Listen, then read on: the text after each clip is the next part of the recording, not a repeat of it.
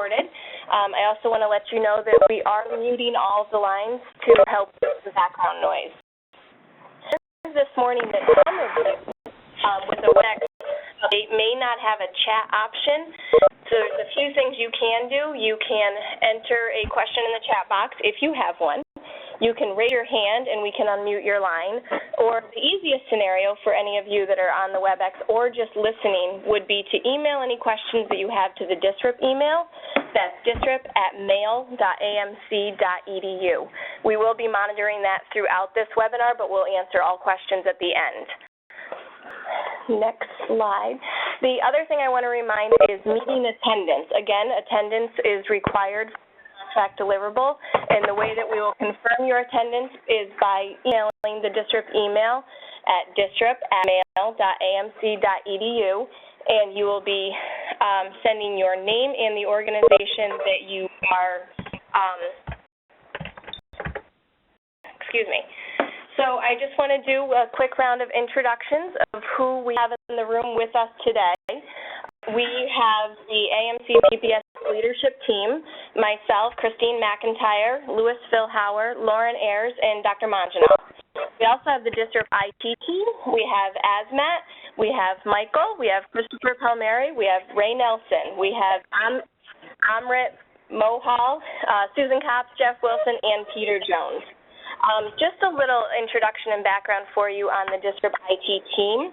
The IT team itself is comprised of subject matter experts to provide direction, guidance, as well as technical support through DSRIP project IT implementation. This will include affiliate guidance with EHR specifications, workflow, HCSNI connectivity, registry questions, EHR questions, and everything else in between. I did go out of order, so the next slide you're seeing is just a reminder of how to confirm your participation in today's meeting.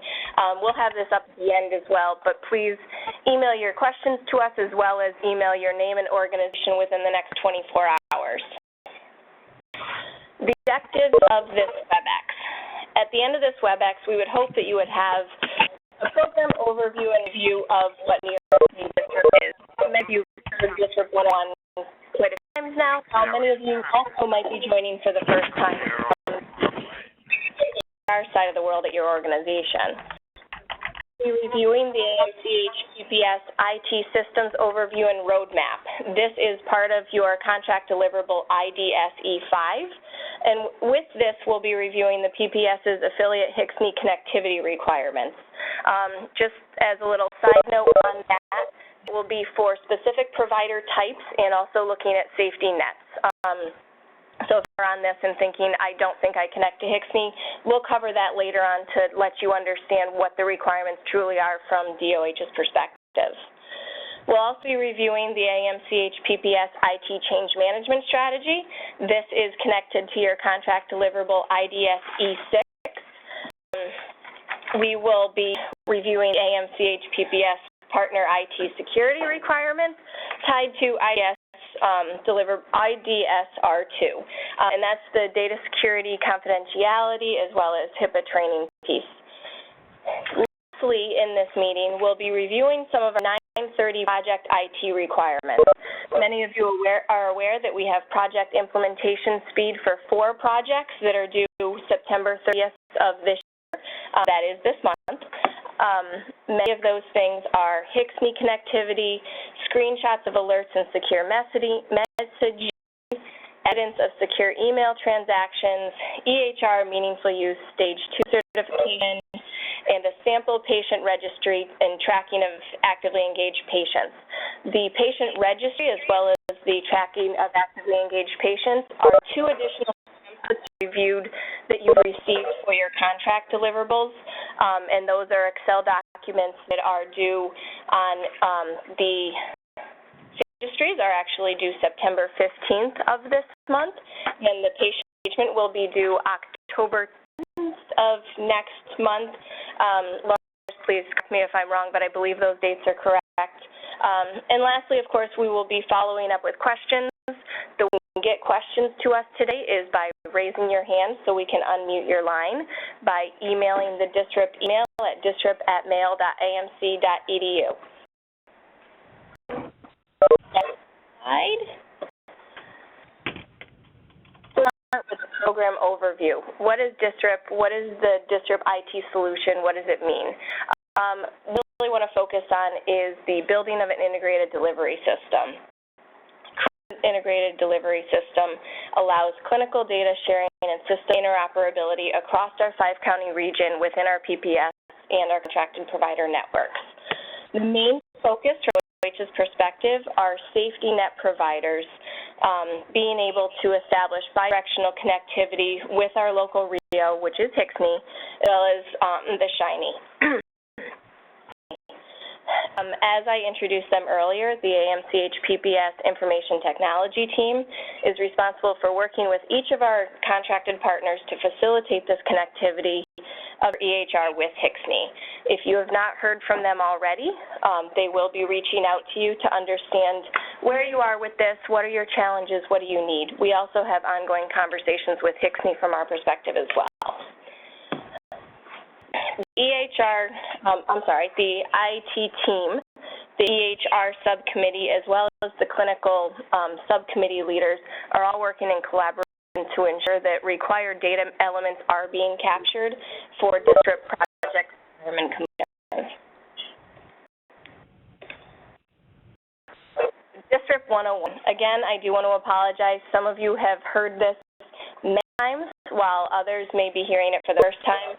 I will keep it at a level overview. I do want to give a few examples of DSRIP 101 as it pertains to connectivity for this specific meeting. So DSRIP, the Delivery System Reform Incentive Payment Program. It has a few overarching goals across New York State. It's a 5-year waiver program with overarching goals to reduce avoidable hospital use, emergency department, and inpatient use by 25% over the 5 years. Year 1 began April 1st, 2015, and year 5 ends March 31st, 2020. The way these goals are planned to be met is by developing an integrating delivery system, reducing silos across the state, enhancing primary care as well as community services, integrating behavioral health and primary care. Two of the projects that all PPSs in the region are participating is the delivery system and 3AI, the integration of behavioral health and primary services. This is built on the state goals and the triple aim. Those goals are improving the quality of care, improving health, as well as reducing costs. Slide. To briefly cover, I'm not going to read everything here, just the DSRIP program principles. DSRIP patient-centered. It should be transparent. It should be collaborative. There's accountability, and it should be value-driven. Value-based purchasing is an end goal of DSRIP over year 5, and really moving from pay for reporting within our first year to pay for performance and really meeting our performance measures and our performance goals by year 5. Overall, we're really looking for better care at a lower cost. So these are my favorite slides. The Albany Med PPS participated in something called the IT Target Operating Model Project last year. This was a KPMG initiative really looking at what is the current state of healthcare and how it relates to connectivity, and what is the future state that we want to get to at the end of year 5. So this is an example of a current state of the fragmented care that a patient would receive. Has a history of uncontrolled asthma, lack of transportation to visit for PCP, language challenges, compliance. There is a prior hospital admission within the preceding 6 months, as well as this patient is missing time from school. In the current state, the patient is experiencing sneezing and shortness of breath, 911, and is transported to ED by ambulance. The ED staff determined that it's an asthma exacerbation secondary to noncompliance, as well as exposure to triggers such as secondhand smoke. Treatment with a rescue inhaler, oral steroids, and daily controlled inhaler. The family is briefly counseled on how to use the inhaler and is advised to contact their PCP for follow-up care. Get confused on the multiple inhalers and just discontinue use. Many of the listening sessions that we've conducted, this is a common trend of two medications, two confusing directions, and really not being able to contact your PCP to understand that or get better clarification. Jane is really unable to establish a follow-up with her PCP, and several weeks later, she's readmitted to the hospital. This is a weekly occurrence in our current state, and this is exactly why we're looking at DSRIP for a future state to look at connectivity. So the next slide, really looking at coordinated care. And it's the same history of the patient, is the same coughing spell at school, where the nurse can counsel Jane's mother that symptoms could represent asthma and recommends that Jane sees a pediatrician. A PCP team then screens Jane for asthma symptoms and triggers. This team provides Jane and her mother with an asthma action plan to Jane to be followed while at home and at school. Jane and her mother provide the school nurse with a copy of the asthma action plan. The PCP schedules a follow-up visit with Jane, alerts the central care management operation to coordinate home visits, follow-up care management. The health worker also makes a call or visits Jane's home to support medication adherence as well as trigger control. And the PCMH team proactively reaches out to Jane's mother for planned asthma visits and sends regular e-scripts to Jane's local pharmacy. The pharmacist provides self-management support to Jane and notifies the PCMH team and care coordinator when the prescription is filled or unfilled. And open airway education for asthma care at the school. So this was really the process of how a patient would have more coordinated care in the future state. As this is an IT call and onboarding, a lot of this will involve connectivity where we can send scripts back and forth. We can make sure that an asthma action plan is available to multiple providers. If this patient was sent to the ED, their PCP would be alerted, and that PCMH team as well as the community health worker may have that information. Everyone knows that, well, what do we need to do to get it back on track?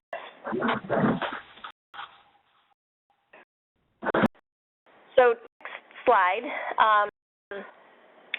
This is sort of an introduction to DSRIP and our project.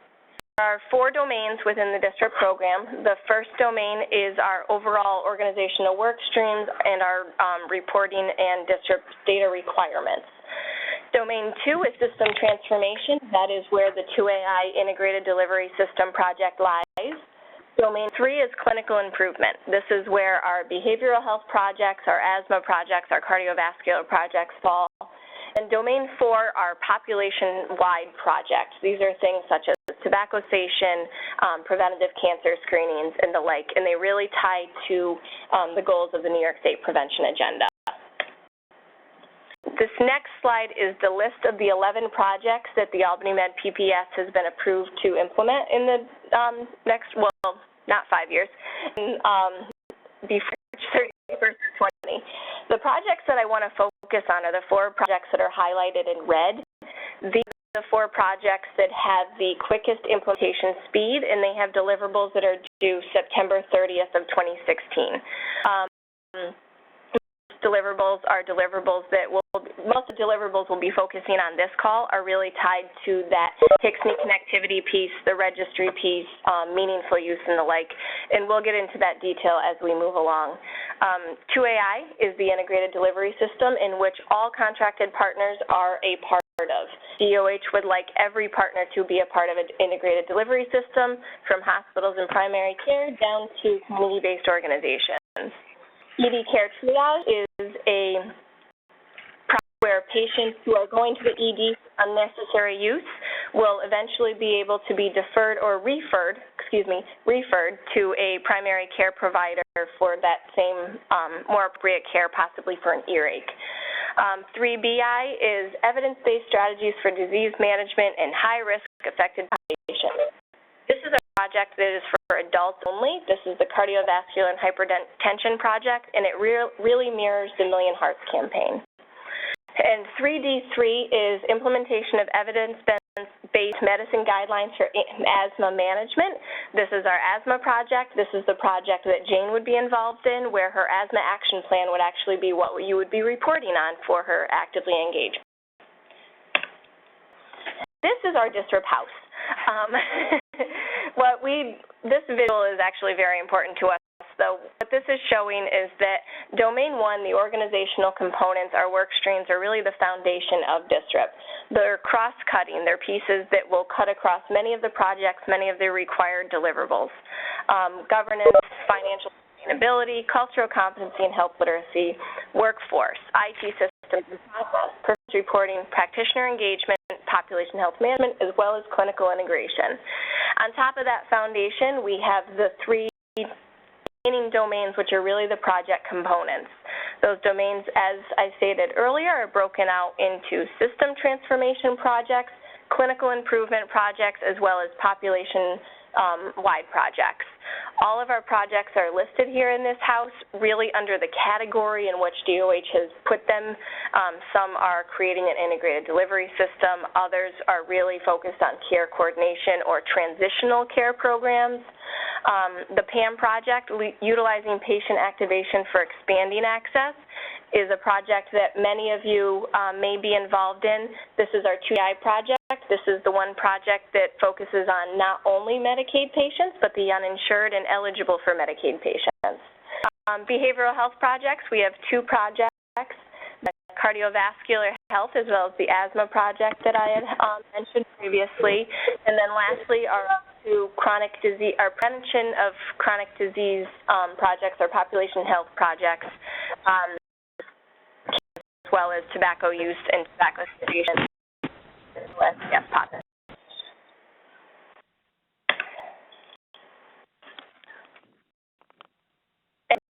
Briefly mention some of the committees, and then I'll turn it over to Dr. Monge to highlight our EHR subcommittee and as well as their work with the clinical subcommittee. So our standing committees as of right now are the Audit and Compliance Committee, our Consumer and Community Affairs Committee, the Cultural Competency and Health Literacy Committee, Finance Committee, PAC as well as PAC Exec, Technology and Data Management, as well as the Workforce Coordinating Council. Many of these are open committees where you are able to participate as we move forward. They are not all open, but if any of this is of interest to you, you can also email the DSRIP email and let us know that that's something you'd want to learn more about. Technology and data management, as well as the EHR subcommittee, is strongly represented on this call today, and any members that would like to be a part of the technology or the EHR subcommittee is really something that we want to focus on today, and please reach out and let us know. And with that, Dr. Monge, I'd like to hand it over to you in your discussion of the subcommittees. Thank you very much. You hear me, Tracy? Yes, we can. Oh, great. Thank you. Good morning, everyone. Thank you all for joining this morning. Before I go over some of the functions of the subcommittees, I'd like to take this opportunity to thank Chrissy McIntyre, Susan Kopp, and Asmat Ahmed for putting together this very comprehensive and well-done web to provide an overview and introduction to the IT work that's been happening for the past 12-plus months. From the clinical side, we've been actively working with both TDC, that's our Technology Data Management Committee, as well as other groups, and including HICSI, to try and put together the infrastructure, as begin the process of putting together more stronger infrastructure that's needed to really accomplish the goal that Chrissy outlined very nicely as to what we want to create a future state of care for our patients. And that's our goal. I'm so glad you're all part of this work. And I see that some of our subcommittee members, as well as our PAC leadership, is on this call as well. So we really appreciate your presence at this morning's meeting. Specifically talking about EHR subcommittee, it's a collaboration between Technology and Data Management Committee and our Clinical Quality Committee. The purpose is to really coordinate effective implementation and utilization of EHR technology in a meaningful way to achieve our broader goals and objectives. So with that in mind, and there's specific roles and responsibilities for this committee, and we strongly encourage your participation, especially from the clinical groups, folks that use EHRs on a day-to-day basis. We participation, either through direct participate subcommittee, or through their representatives. We want to hear to see what some of their challenges are, as well as some of the workflows enhancement that they've already implemented to accomplish our goals and objectives. We had the first subcommittee meeting of the EHR group last month, and we're planning on having another one this month. The focus was to take a look at what are the key elements that's needed to be kept in EHR for effective asthma project implementation. I believe the participants really appreciate the discussions, and we're, what was mentioned earlier, we're planning on having a second meeting this month. And after we have focused on asthma, we'll take on other projects as well. Some of the broader objectives for this committee is to ensure that our EHRs are connected with our local EOs and Shiny, as EHRs will be able to support a future care management, care coordination activity that we plan on implementing, working with the various partners. Again, the care plan exchange is a key component of that, so we want that the EHRs and our systems are capable of doing it.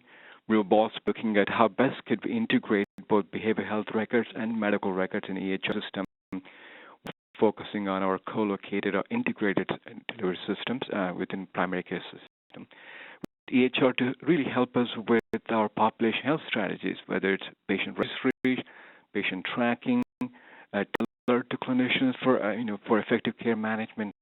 So some of the areas that we'll be focusing as we move forward, because they're fundamental to what we're trying to accomplish in terms of effective population health management, achieve the objective that Chrissy outlined as part of only AAA. Perhaps you can add the fourth aim, also making sure that our clinicians and staff are satisfied with the systems that we have in place or will be creating in future.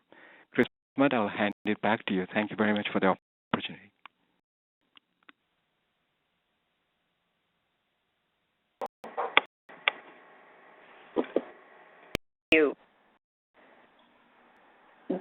Can you hear me?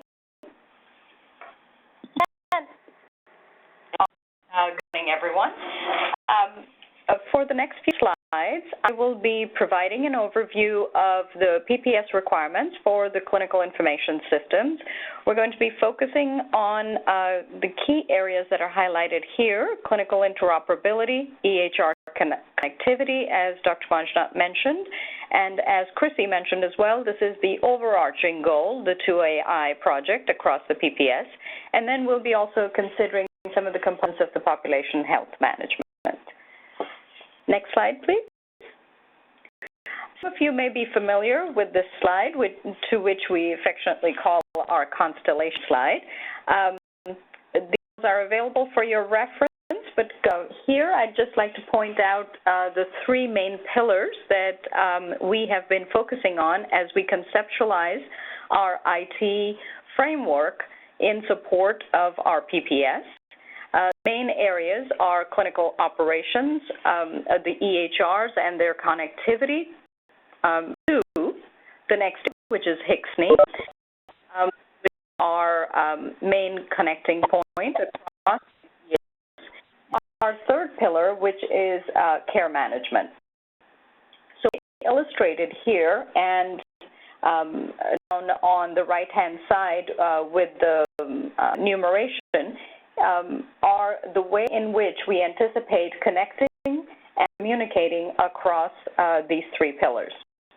You will see illustrated here two other items. One, the Program Management Office has responsibilities for state reporting, utilization of certain tools that the state provides, such as MAP and the Salient database, as well as the registries that we are collecting. In addition to that, as we work through our phases of walk, run, both in terms of the clinical transformation that we're making, we'll be doing a similar transformation in our IT capabilities as well. And one of the goals that we have is to be able to collate the data that is currently being sent as part of your deliverables via Excel sheets. However, those we hope in the walk and run phases we would be able to more analytics, be able to do and conduct analytics across the PPS, and that is what is represented in the gray box on the bottom left-hand side. We want to point out, in terms of connectivity requirements, we wanted to assure that, given the timeliness of this call, engaging with all of you, that we all understood that connectivity requirements are for PPS safety net providers. And this mission actually comes to us from the DOH. The requirements for connectivity are key for them, and we've listed out the types of providers that includes. We also understand that the requirement for the 9/30 deliverables is that the agreements must be in place by the 9/30 date with HCSNE. At this time, our team has been reviewing the information that we have across the PPS, and we're estimating that approximately 13 of our members currently do not have connectivity, so we will be reaching out. We've already reached out and engaged with HCSNE, and we will be connecting with each of those individual organizations as well to ensure that connectivity is in place by that time. Next, please. This is the work that has already been done in order to move us within this journey, and this slide illustrates the alignment between our clinical teams as well as technology teams. Some of which Dr. Manjunath spoke about, as the clinical integration groups and committees determine what the requirements are clinically. We have taken those in partnership with some of the work that was done with our Accenture team, outlined them in terms of the existing technology and what further needs to be developed. So what you see here on this slide are the components on the left-hand side. So you see the alerts, the anticipated recipients, and the triggers that are articulated here. What is currently available, that's illustrated on these first three columns as done or existing, which is alerts available for the patient across these three areas. DT alerts, as many of you have already engaged in this activity and are signed up for it. What we anticipate doing in the future is working with HCSNE to put together additional community-based alerts in order to notify, if you recall from the scenario for Jane, that those alerts would be going to more than just the EHRs. Those alerts need to go to team members as well.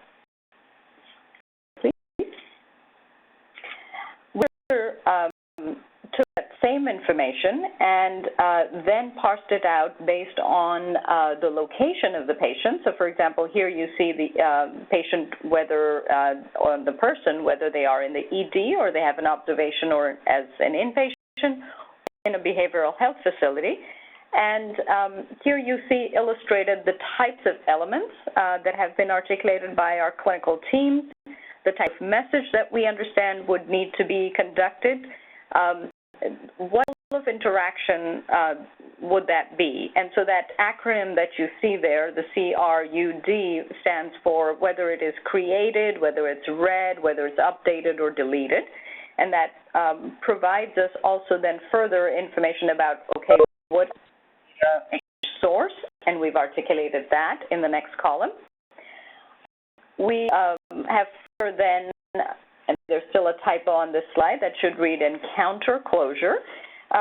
What would be the timing based on the transaction from HCSNE, and how all of these align with each of the projects, each of the 9 projects that we have responsibilities for. Slide, please. In this slide further, we have then taken a perspective of whether the requirement on a technology perspective is on the EHR, or whether it is something to do with alerts, or whether it is development. And here, what you see articulated is the methods by which we think that those connectivities would occur. And some of the details are shown in this specification slide. Please.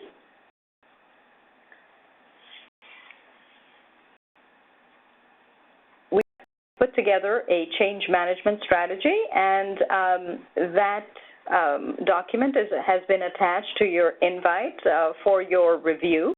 One of the requirements for milestones is development of a change management strategy. However, at this point, as you saw in the articulation of our current IT landscape, we don't have a singular population health system.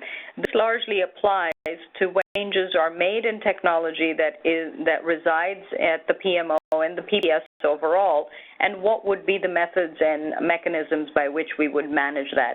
So we certainly would like you to review that change management strategy that has been articulated and delivered to you. It is for future reference. Another small call out here that any IT systems that are owned by individual organizations, obviously we assume that change management policies are in place and managed by those organizations themselves.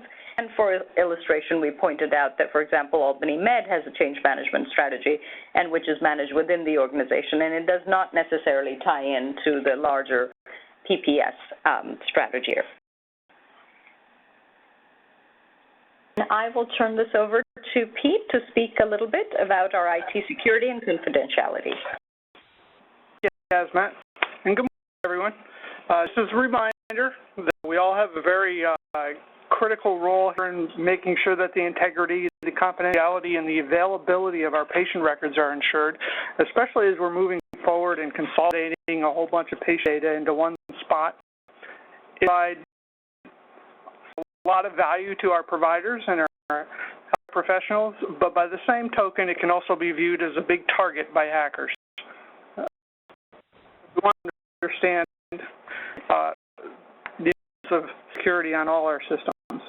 Information covered under the HIPAA and the HITECH Act and the related state privacy provisions include all the individually identifiable information known as PHI that's related to past, present, or future health conditions, the provision of health care, or the payment of such health care, created or received by an entity. So everyone connecting into the system is going to be potentially affected in some way. Organizations are going to be expected to have in place effective programs that meet the requirements of the privacy rule and the security rule of the HIPAA Act and related statutes, New York State, and other things like that, and to protect the systems against all reasonably foreseeable threats to PHI, such as ransomware and phishing attacks seem to be the number ones lately. See in the news. To meet all that, you should be referring to your Notice of Privacy and Practice within your organization and your security plans to make sure that your responsibilities under these rules are all being met.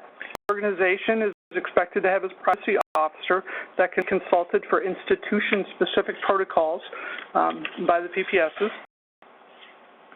I'll go to the next one.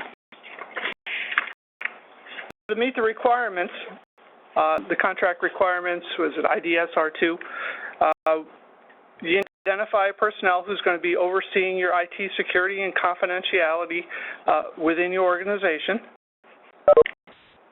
We're also expecting you to identify personnel that are going to be required to receive IT and confidentiality training to those individuals and document the completion of that training. I believe it's tied to another deliverable, isn't it? Training should be conducted to the IT security and confidentiality training requirements. This is typically done on an annual or biannual basis. Today's meeting actually fulfills your IDSR2 contract requirements for DSRIP. And just as a note, we do have a data security and confidentiality plan in the ACM HPPS, but it is specifically scoped right now to the New York State Medicaid data that is provided to us for analysis. And the individuals that are associated with the analysis of that have received specific training on how to protect that data and deal with it.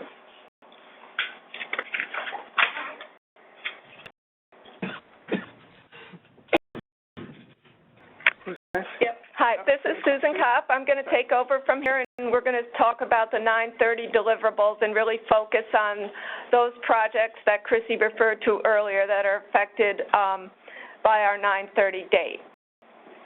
HCSNI connectivity, we'll get into more detail about that. Our request for screenshots of alerts and secure messaging, and that will be really pertinent for our primary care providers and our hospitals and EDs that are currently receiving those from HCSNI. We would like to have evidence or on of secure email transactions, again, for those of us who are meaningful use certified organizations. You will have that capability, and we will be reaching out to you to request that. EHR MEH2 certification for our safety net PCPs. We will be requesting evidence of that, and I realize that some of you are still in process with that, and we'll be connecting with you after this call about that. And also sample patient registries. Those then are outlined in your contracts, and we can talk to those later in the presentation. Next slide, please. This is a very busy slide, but it really takes, it comes right from the state requirements, and what we've done is added our action plan to it.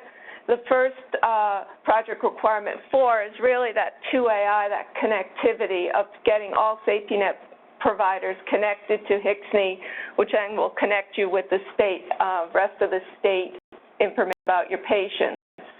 So what the state is requiring as of 9/30 is really that we have participation agreements in place with all our safety net providers.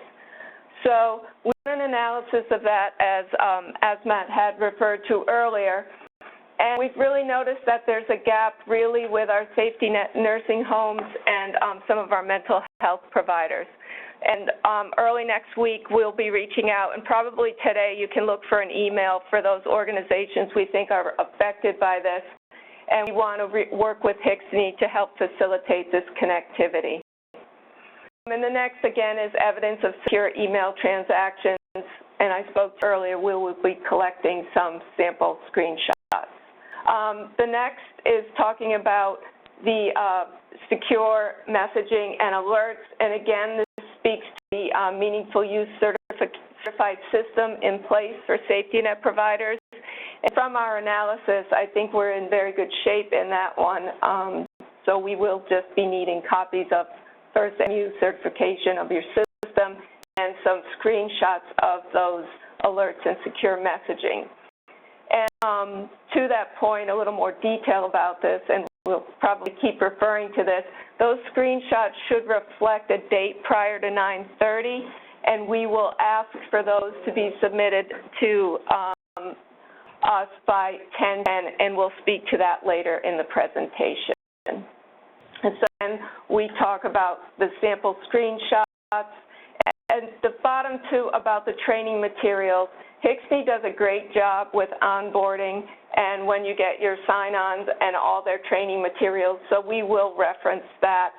And again, if any of your organizations have more detailed about secure messaging and alerts, please share that with us. Part of the beauty of this program is that we can collaborate with other partners who may be farther along in their maturity and kind of share best practice.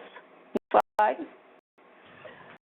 Again, we keep harping on the same topics here. We have meaningful use certification, and we will be requesting that. And again, this calls out the PCMH certification, and we realize that that is a work in progress.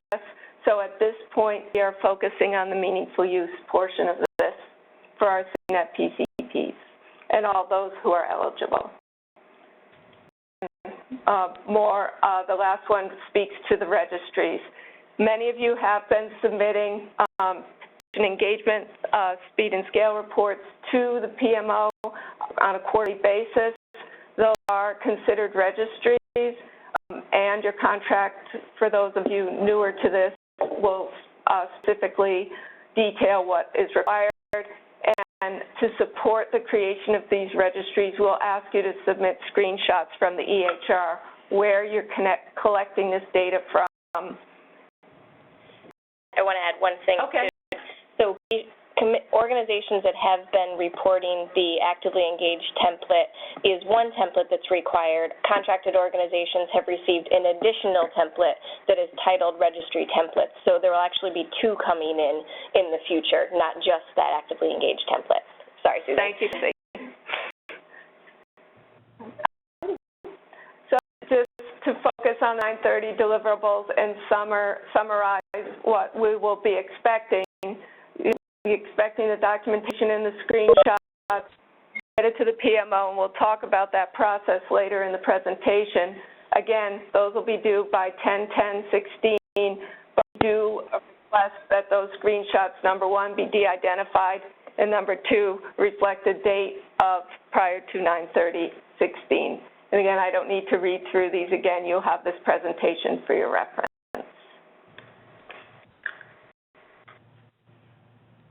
As we conclude today's call, I just want to remind you, if you have questions, we were checking the DSRIP email. I do not have any at this time, so now's your time to chat. But I also want to just remind you that by participating in this training today and by sending your name and organization to the DSRIP email, you are fulfilling 3 of your contract requirements. These are outlined on this slide as well. You'll be receiving, you've already received this slide deck. You'll be receiving an updated slide deck as well as a summary by the end of the day today, calling these pieces out as well as a few of the slides that we've mentioned we want to update. So this is the IDS-E5, IDS-E6, as well as the IDS-R2 contract deliverable that is due, I believe it is 9/30 deliverable for your contract reporting the following month. For the PPS partners and the IT organizations that are on the call today. This is one of the slides that's going to be updated, so I will let you know everything that is included in this, not just everything that's on the slide. The DSRIP partners will be receiving a reporting guide. Each of your organizational points of contact will receive this, and it will give you a very specific, detailed how to report this information to the AMCH PMO. This should be coming up by the end of September, obviously, as I know many of you have deliverables you want to be submitting to us by October 10th. So look for that coming out of September with detailed instructions, how to log in, how to get us that information, how to create a zip, and all of those fun things. The list of attendees for today's training, which is one of your deliverables, is captured by emailing us. I know that I've said it a bunch of times, but I just want to remind you, many of you have already emailed us your name and your organization. That is satisfying that requirement, and there's no additional steps you need to take at this time for that. You will also be disseminating information to appropriate stakeholders at your organization about the DSRIP IT change management strategy. You have the DSRIP change management strategy as it currently stands, which has been reviewed and approved by our board as well as DOH. That was sent to you as an attachment in today's meeting invite, so you do have that to disseminate. There's also dissemination of information to appropriate stakeholders at your organization about the DSRIP IT roadmap. That information will be a summary. The best way to look at in terms of where we currently stand and where we need to go is the slide that ASMAT covered in sort of conceptual constellation. If you're looking for it and want to discuss further at your organizations, that's really the starting point that I would look at. Where are we in our current state? Where do we need to go with connectivity, care management, data report, as well as your patient engagement and other pieces throughout DSRIP. Your list of personnel who oversee IT security and confidentiality at your organization. Peter went over today a high-level overview of data security confidentiality.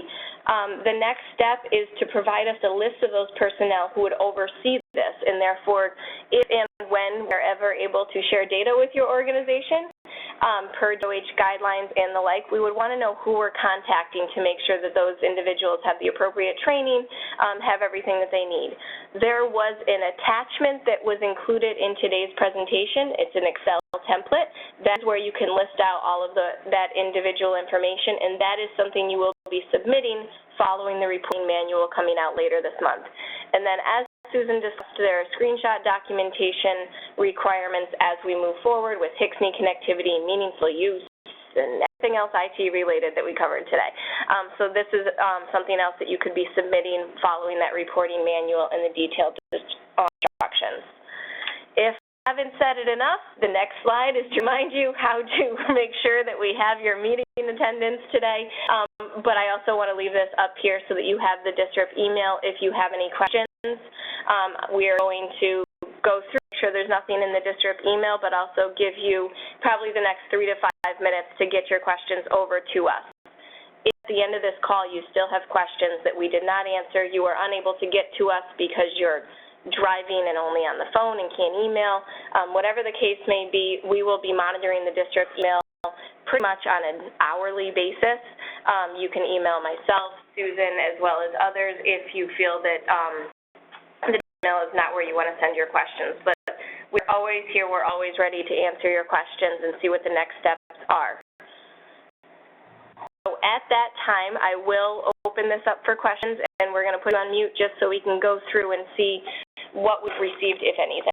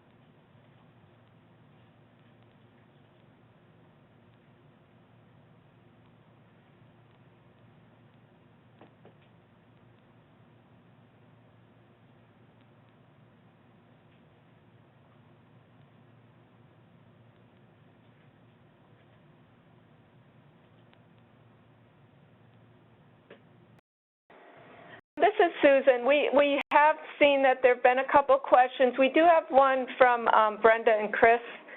And we can't unmute you because we don't know what number you're calling in from. So if you could just email your question, that would be great. And one of the questions we received was about the connectivity requirements for community-based organizations.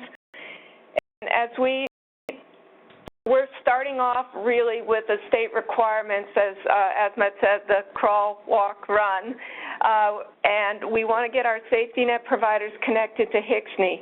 As our integration matures and the care management plan is developed, community-based organizations may be brought in, they may be receiving alerts, they may be contacting to update them on what has been done with patients, things like that.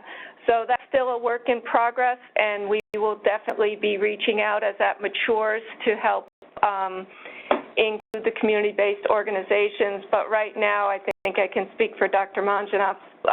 Your participation in all of the subcommittees is really valuable for helping us to understand your role in the system of delivery. Yep, absolutely. And I think for today's meeting, the initial reason for making sure that all provider types are included in this is we want to make sure you're all reading the same training. We want you to make sure that you're aware that we do know that there's a current state and there's a future state we need to get to. We do know that HCSNE connectivity is an important role, but so are community workers and outreach workers and individuals who are really working with the patients and getting them back into care. Data security and confidentiality is something that every single person who touches a patient or is looking at patient information or trends should be aware of, should have knowledge on, and know that those things are happening. Change management strategy. If your organization is currently someone who doesn't have that but may have to have one in the future because of implementation or rollout of an IT system that's necessary, population health management, HCSNE connectivity, things like that. We want to make sure that you're aware of these things up front so that as these changes are occurring, you're up to speed with things that we currently need to do so so that when your provider type or your organization is at that point of needing to do that, you have that background of where we've came from and where we're going. That we really wanted to introduce our team to you and have the availability. If you have any questions, and especially with the community-based organizations, reach out to us, the IT team, or Chrissy. If you have ideas, you know the care you provide to the patients in the community, and we need to be able to connect that to our providers. So really, this is serving as an introduction to our team and an invitation to reach out to us, and we will be reaching out to you get our project in place. Yep.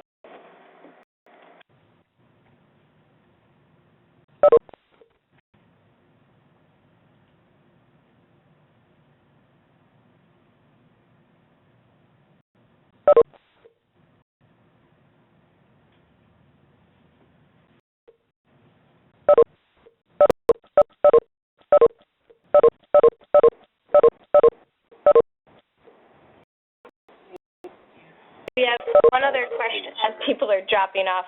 We have another question that's coming in regards to secure email transactions.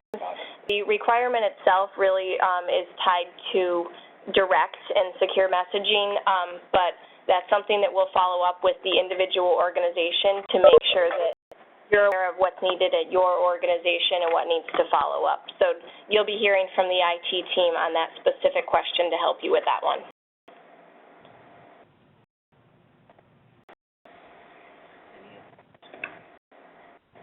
That is all of the questions. If you have any future questions, please reach out to us and we will follow up with you directly. And thank you for joining today's call. Thank you.